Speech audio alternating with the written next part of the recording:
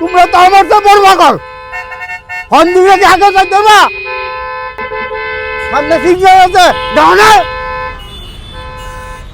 এ ভাই আপনি বারে বারে হর্ন বাজাচ্ছেন কেন? আপনি জানেন না 65 ডেসিবেলের বেশি শব্দ হইলে মানুষ যে কোনো সময় হার্ট অ্যাটাক করতে পারে।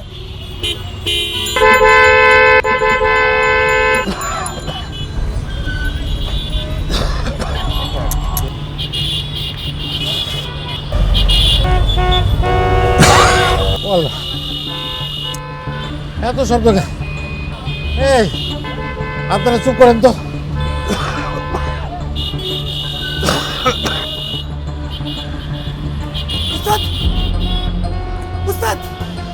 কি হলো আপনার?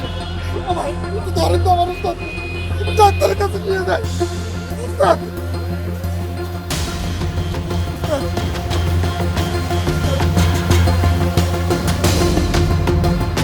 দেখি কি সমস্যা? ওই গাড়ির ভিতরে গাড়ি চালাচ্ছিল, হঠাৎ করে জ্ঞান হারিয়ে গেল।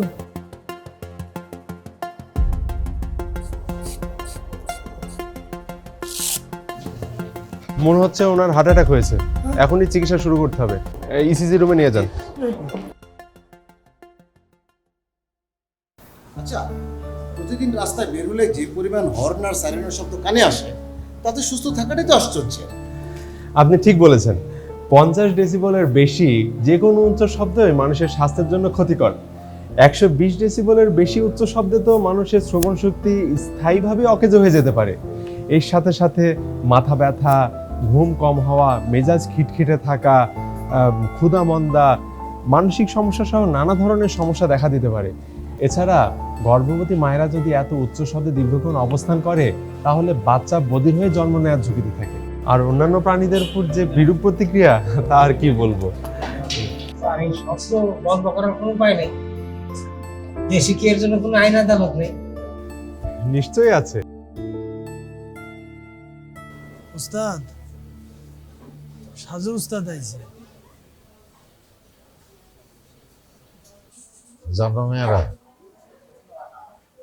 ইমার্জেন্সিতে শুইয়া আমার মনে হইতেছিল আমি বুঝি মরে যাব।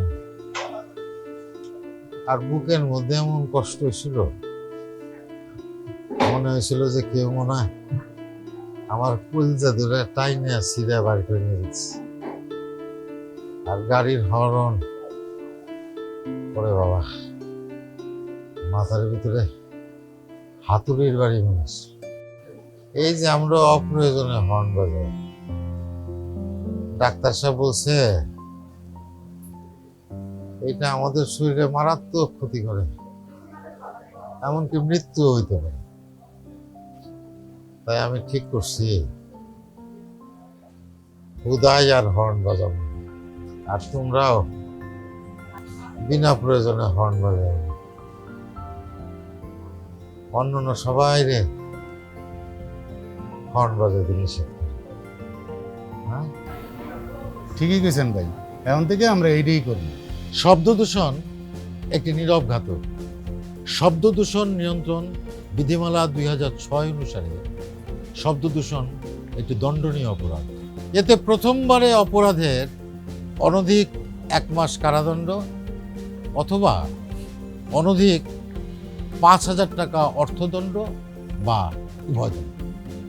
পরবর্তী অপরাধের জন্য অনধিক 6 মাস কারাদণ্ড অথবা অনধিক 10,000 টাকা অর্থদণ্ড বা উভয়দণ্ড দেওয়া হবে।